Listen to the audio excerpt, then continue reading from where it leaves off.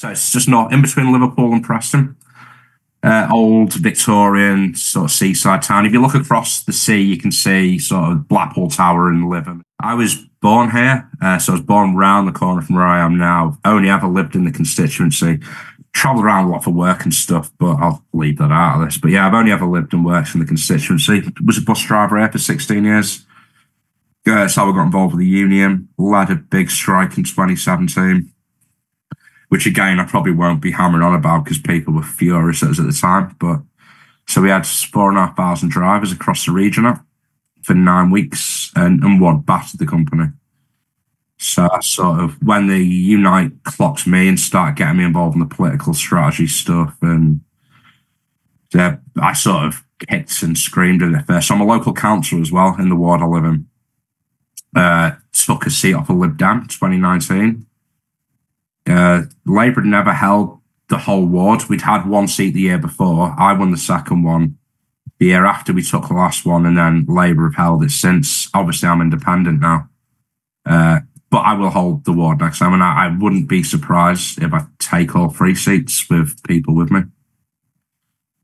I mean, this general election campaign is certainly not going to hurt that by being able to absolutely pepper people with leaflets and social media stuff.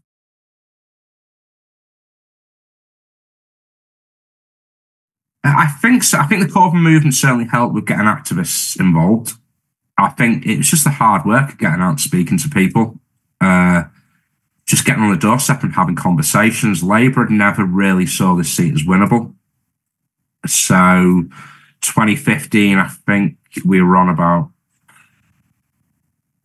8,000 votes. I don't even think that's right, I'm going to have to Google that, but the election, I mean, in my lifetime when I was younger, Southport used to consistently get about 4,000 votes for Labour. So I actually ran our ground campaign in 2019, and we returned just under 20,000 votes. Still came second because the Lib Dems just completely collapsed. Where it's never been Labour this seat as well, the actual parliamentary constituency. But yeah, we almost did it. I believe that we ran the most effective offensive campaign in 2019 in the country for Labour. So yeah, it was interesting times. So yeah, in 2015, Labour got 8,500 votes. Then 2017. 15,500, and then 2019 just under 19,000.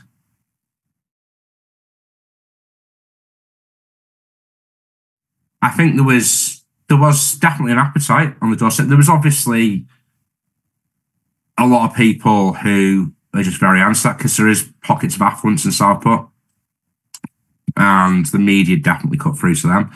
But also there's a massive amount of people who just aren't well off and saw that hope and change. I mean, Corbyn had a rally on the beach here, and I don't know, I've not seen how many numbers there, but there were thousands of people there. There's no other politician that can draw that many people. And like I said, the biggest difference was having actually activists that believed in what we were doing and getting out and leafleting, canvassing all the time, speaking to people. It certainly is what got me engaged. So I joined the party 2014, but became active in 2017. Started types of meetings and stuff.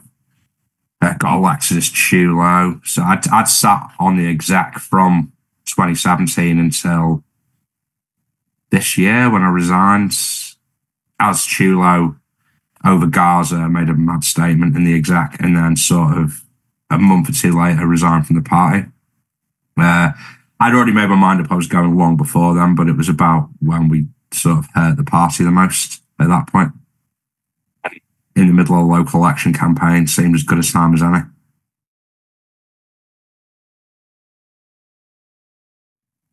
Gaza probably was the straw that broke the camel's back. It's difficult. A lot of the policies, the two-child benefit cap stuff absolutely is huge. It just seems inhuman to to keep kids in poverty. I don't understand how we justify that. And yeah, I mean, the stuff on workers' rights, the New Deal for workers, you could see a million miles off that was going to get watered down. The minute you see absolute cretins like Mandelson signaling the press that it's probably not the way to go, that one man's probably got more say than 6 million trade union members.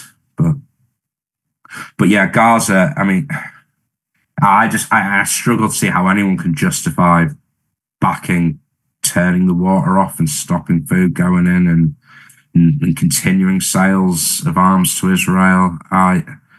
It's a step too far. But yeah, I mean, I actually had quite a bit of responsibility. I was deputy leader of the Combined Authorities Transport Committee. So being an ex-bus driver and with bus franchising happening in the city region, I always felt it was important. That probably kept me there a lot longer than I should have been. But to have someone round the table in them discussions that had actually done the job, because the last thing I wanted to see was just forgetting the workers and making everything about the passenger. And as important as that is, there are workers at the end of that. And the last thing I want to see is the people I used to work with and represent having their terms and conditions eroded to provide a better service. But yeah, so as well as that sort of voice in the room, it cost me about, I think, 14 grand a year to leave the Labour Party. So not insignificant, but also I was never going to be held hostage by an allowance. That's not why I got into politics. And I think too many people end up caught in that trap. I don't think people get into it for the money. Well, most people, certainly. But once you end up relying on that to keep the lights on a roof over your head, it becomes very difficult to make that decision to go.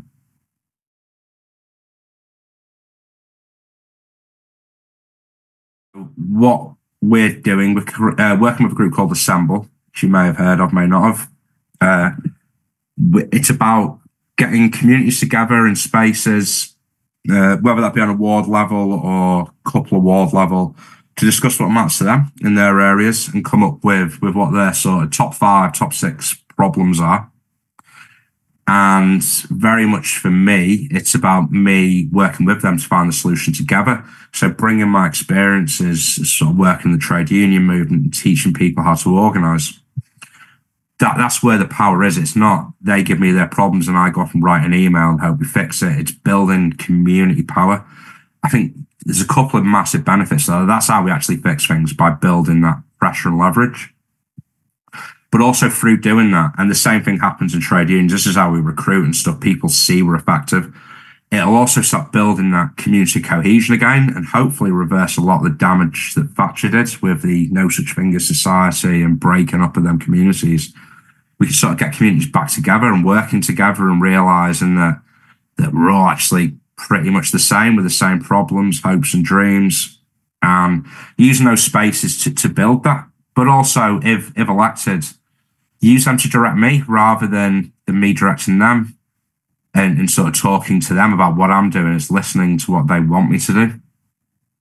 And that can throw up some weird and wonderful ideas, obviously. But I think when we get people in a room together and they've got the chance to air them weird views sometimes, I think once people got it off the chest, we can sit back and be relatively sensible as long as people respect each other. Obviously, no space for like racism, homophobia, any of that stuff. That's got no place in these sort of things. But the sort of more weird views, like around cycle lanes, just an example. It's a massive issue here. People go berserk about cycle lanes popping up. I think if we've got people in the room who use the cycle lanes and they're listening to the people who've got a problem, and then in turn they're listening to people who use them, we can probably find some sort of workaround or happy medium where everyone's happy and we can all just get on. Because these things, grand scheme of things, when we've got a country where the economic model is absolutely crippling everyone, it's not that important. It's keeping the lights on while we've got energy companies exploiting us all and supermarkets sort of price gouging. These are the important things, and I think there's real power in communities and us doing things together rather than all writing emails and trying to address these things individually.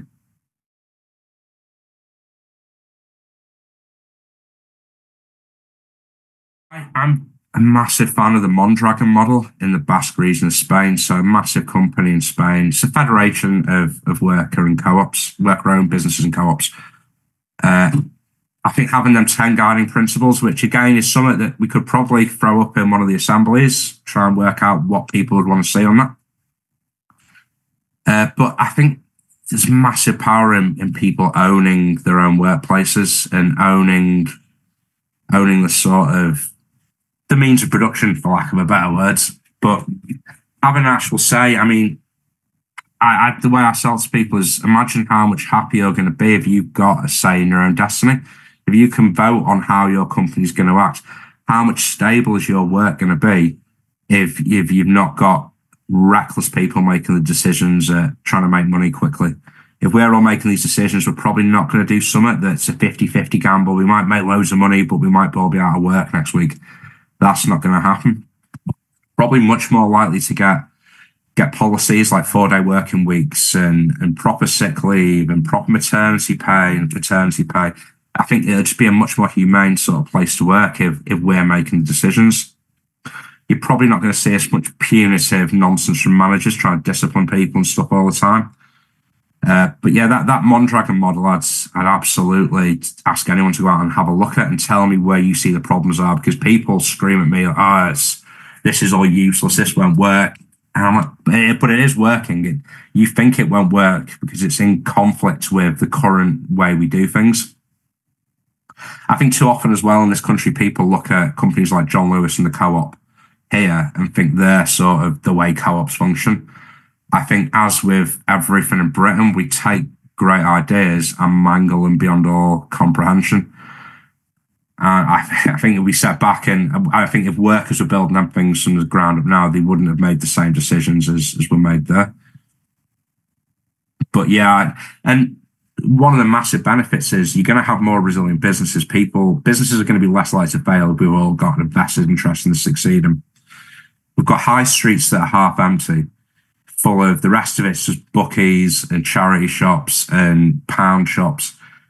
I think we can get some really interesting business ideas and different community projects going on here, which would absolutely reinvigorate the high street, which helps everyone, keeps the money in the town for longer and makes our economy sorted and hyper-localized. And also the other benefit is if you're in a co-op and there's another co-op down the road that would fit into your supply chain, you're going to use them, and we would all end up supporting each other. And yeah, it's some really interesting stuff comes out of them sort of cooperative models and community-owned models. I think it's nothing but positives. As far as I know, there's me and the reform guy who's a bit out there. They're the only people from the town out of the 6 candidates. I think that's important to people here. Probably more important than it should be often, but that is what it is. I think my experience, I'm rooted here, I'm 5th generation from here. Again, shouldn't matter, but it does. I think them ideas, though, like direct democracy, worker-owned models, ownership models, I think they sound a little bit mad to people when you first hear them. But I think once you explain them, there's not really anything people can be too angry about. Like, I've had people, I mean, clearly reform bots on my social media going nuts about the assembly idea and stuff. I'm like, how can you be more mad about more democracy? I don't understand how you can be upset. And it probably says exactly what reform's about, to be honest. It's less democracy and yeah, let's just have a corporation running the country. I think Southport's sort of always relied on tourism, so it's very seasonal, a lot of the work, especially for younger people. I think the biggest thing for me is, again, having opportunities. So when them younger people do go off to university, they don't tend to come back to Southport. So the youth just tends to leave. I think we need to build opportunities here where people can work, grow old, raise families here. I'm sort of an anomaly where I've just stayed here, but it was through doing terrible at school and not going to university and slogging it out as a bus driver for 16 years of my life. But I think if we've got them opportunities and people don't want to leave, it's a beautiful place. I live 5 minutes drive to the beach. It's like we've got nature reserves at the north end of the beach. It's a lovely place to live and raise your kids and stuff. I'd like to give people them opportunities. So yeah, bringing decent, high skilled work into the town, making sure labour isn't exploited, making sure that we have proper, strong workers' rights would be nice in an ideal world. And again, rejuvenating the high street and making it somewhere where people from outside want to visit. And that's where the sort of different sort of models of ownership come in. Also, public transport. So we've got the train line through to Liverpool and Manchester. The Manchester one, just the cancelled trains left, right, and centre. But also in the beaching projects, the Bersker curves were closed, which is a little bit of track around Bersker, where we would have, if it was reopened, have a direct train through to Preston, which is wild. We don't have a direct train line to the closest city to us already, but it also opens it up all the way to Edinburgh. We could have a direct train from here to Edinburgh, which we used to have and don't. I think that would be important on the train side. And buses, like as a bus driver, when I started, we had about 1,100 buses in the Merseyside area. When I left, that was down to 550. So that shows you how many services have been cut over them 16 years. And that's huge, especially with the age of the population in Southport. It's massive. It's big over 65s population where people don't want to use the cars, and if you can get into town in 5-10 minutes on a bus, people are going to use that. And I think that's got to be the key to addressing the climate crisis as well, and getting people out of the cars, good public transport. It's no good sort of penalising people out of the cars now and taxing them to oblivion when you haven't got them alternatives in place already. So the Tory candidates, he's been the MP since 2017. He's consistently voted with the Tory whip.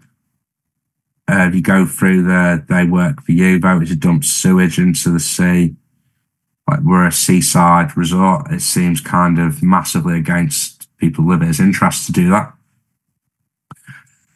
But yeah, just he's very grey. Sort of bloke. Not nice bloke in person, but I mean, it's his ideology is completely the polar opposite to mine. But just votes for the whip. And the Labour candidate, very much the same, thrown in out of nowhere.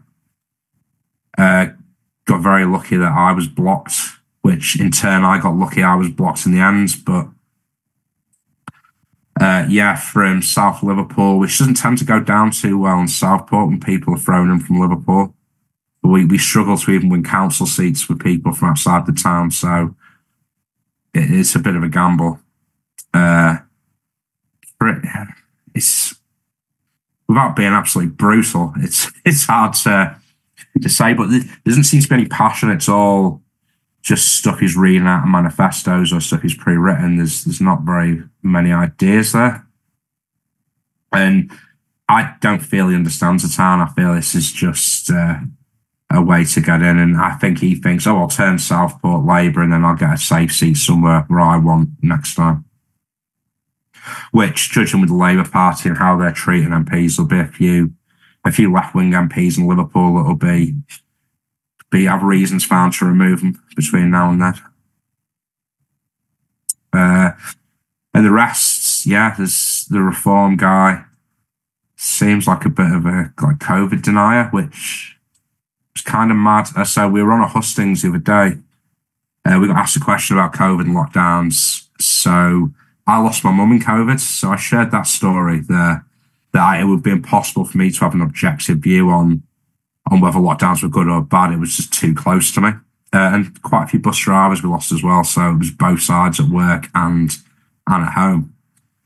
And then he clearly wasn't listening or just didn't care and went on a mad rant. Lockdowns were the worst thing that's ever happened and we shouldn't have done it. And this, and it's like everyone's mouth in the room drops open, and it was, yeah, strange. Yeah, I think across the country, I think it's clear. I mean, if people like me who have been so heavily ingrained in politics and that sort of politics, granted, I came through the trade union, so I always felt more like I was a trade unionist sat in the Labour Party rather than in the Labour Party. But if people like me who've given so much of my life over the last decade to getting people elected and helping other people do this and and pushing these messages can become so disaffected. And yeah, I struggle to see how anyone can trust them. And I mean, people might have the blinkers on now because, again, they're not as heavily involved, so they won't see the amount of lies the leader of the Labour Party tells. They won't see the backtracking. Most people probably wouldn't be aware of the pledges he made when he got elected as Labour leader. They're just seeing these 6 missions or whatever they are now, whatever he's calling them, and throwing the word change out everywhere. I mean, and it has changed. The Labour Party has definitely changed. It's changed from something that's meant to represent working people's interests to something that is clearly there just for big corporations. Everything, he's tore the soul out of the party. I think probably if you're going to put one thing on it, it's the removal of democracy. It's all policy coming through Labour together rather than through conference. So conference now is just a way to get a load of people in the room to pat each other on the back. There's no actual decisions made, no debates allowed to happen. It's the tearing out of the democratic soul. It's sad to see, but I mean, very freeing for me once I left. I like it much better than what I'm doing now, to be honest. You realise all the stress you put yourself through all them years of organising the party and trying to get motions through. Like, what was it all for?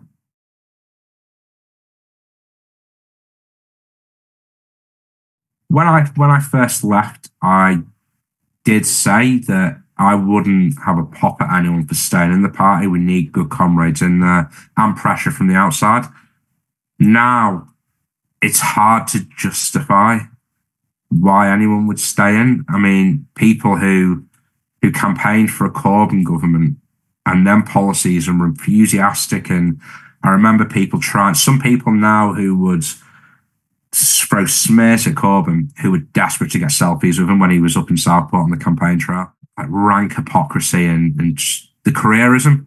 It is very much like back to briefcase Labour, and it's all very professional. And sadly, with that becomes just the heart of the party's gone. The beating heart. They struggle for activists now because, funnily enough, the people on the left who they spent years kicking out are the ones who did everything for them.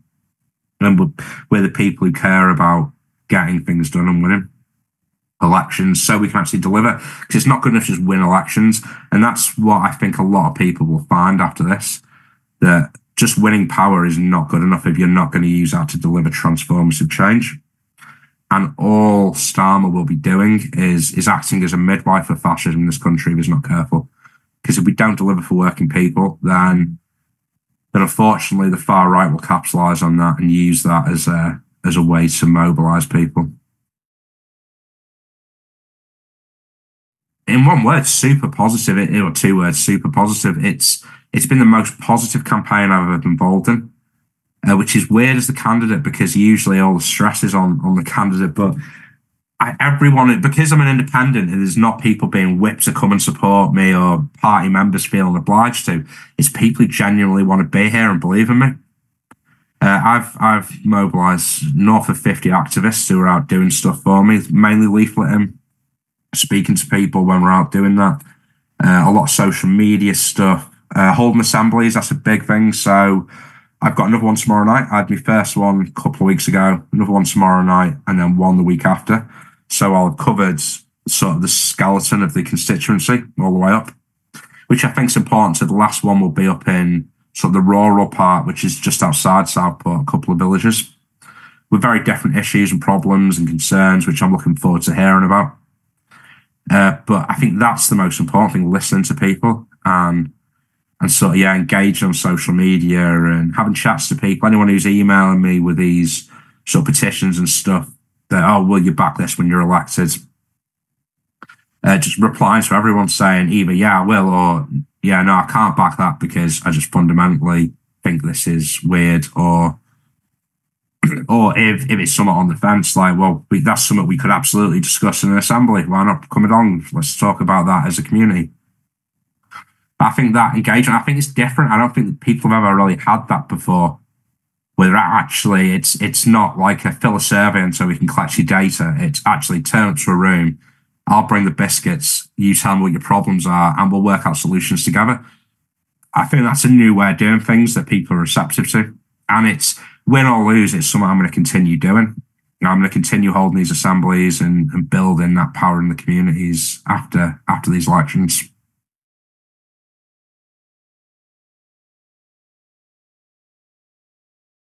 I would say, I mean, when I got involved in politics, I got dragged to it kicking and screaming. I didn't ever feel this was a space for people like us, like working class people. One thing I would say is after meeting quite a few MPs, a lot of them shouldn't be trusted with shoelaces. It's absolutely the reps I train are 10 times more capable of representing people than a lot of these people in Parliament. It is clear they're there for their own ends. I'd say, although the political parties and stuff come with their own issues, if you're interested in getting involved in politics and can speak for your community, absolutely get involved. Find other local independents and reach out and ask, oh, can we help you out? Or how did you get involved in this? Well, I mean, I'm open to speaking to anyone and supporting anyone through this if they are interested. But yeah, these spaces should be for everyone. We shouldn't allow just the people who've gone to Winchester and Eton and these places to represent us. They are not representative of the people of this country. It is nurses, care workers, childminders, people who work in hospitality, bus drivers. These are the people who actually represent the vast majority of this country's interests. So we should be not afraid to take these spaces and not ashamed to sort of fill them with our politics.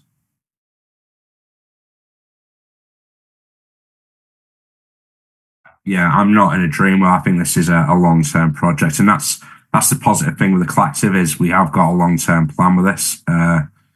Took the Labour Party 20 years to form a government when they were formed. So we've got to think on that sort of scale. It's not these flash in the pan ideas just aren't working.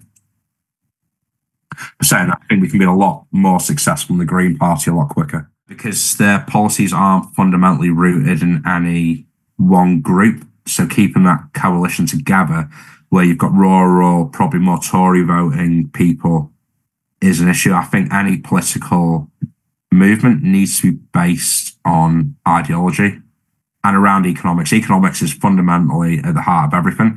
How you can unify eco-socialists and those rural Tory voters who they'll be hard, like farmers, hardcore capitalists, versus socialists, it's just never going to work. It's going to fall apart every time. It's difficult. So, yeah, I mean, same with the Labour Party. The Labour Party, you see the minute any voice apart from the sort of neoliberal consensus gets power, gets the shit kicked out of it. So I think build something on the outside. There's never been a time in this country, I mean, since the war at least, when socialism has been more relevant and more needed. And I think their messages now are going to resonate with people better than before.